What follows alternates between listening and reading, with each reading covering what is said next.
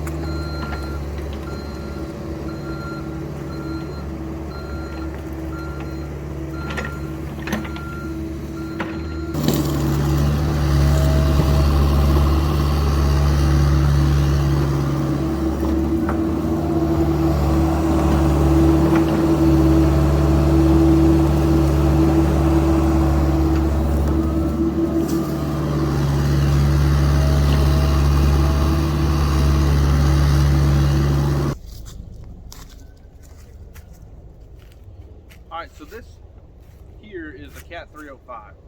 It's a 40 horsepower machine. It's just shy of 11,000 pounds, weighing at 10,800 and some change. It's got a dig depth of about at 12 feet. Very good little machine. It's strong. A few complaints that I've had is it seems slow to operate. The bobcats, the deers, maybe a little bit quicker, responsive. It's strong, but it just seems slow. The tracks just seem so weak compared to a lot of bobcats and a lot of deers. I think deers have really good tracks, track speed, track strength. This one here seems to lack in the track speed or the track power. It seems like when you want to turn in some spots, it can be a little sticky, and I know that's normal on the Excavator, but some of them do better than others. So another one of the things that isn't my favorite about the Cat is the fuel consumption. It seems to be burning a lot more fuel. The other day I was running a Bobcat E32 that we just replaced the swivel joint seals in, and I was putting some runtime on it, doing some digging. I really like the speed of controls, bucket responsiveness was a lot better on the Bobcat. But with the Cat, the fuel seems to be burning a lot more fuel. And I mean, when I say a lot, I mean you're still, I don't know, it's not going through probably right at a tank a day, an 8-hour day. But the Bobcat just hardly seems to be moving on the fuel gauge, no matter what I'm running it at. And that's running both of them at wide open throttle, working them just the same. The Cat just seems to be using a decent amount more fuel. That's one thing to consider when you're sitting out there running the machine the whole time. Which one is more cost effective to run? I would choose the Bobcat in that scenario, and that may just be that machine personally, but I would choose it because I'm not having to spend as much on diesel. I mean, every little bit adds up when you're doing, you know, little projects like this, digging a pond, working around the farm, or even on a construction site. The Cat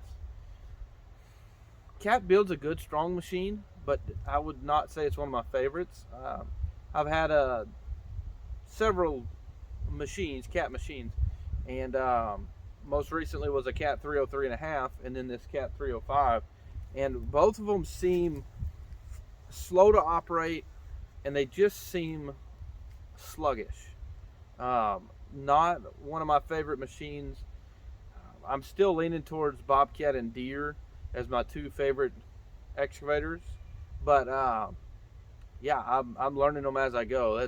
I don't really know which one of those two would be better, but maybe I'll do some more videos on a Deere and Bobcat. I've got a couple Bobcats and a Deere and some Komatsus right now.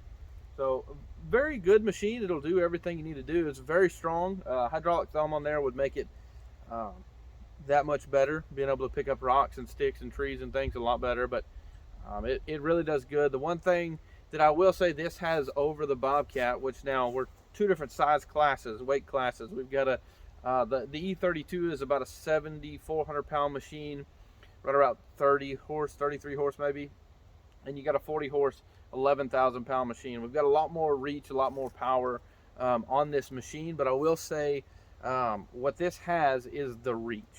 When running the two, I would typically pick the Bobcat because of the speed and responsiveness, but running the Cat, you have a lot more reach.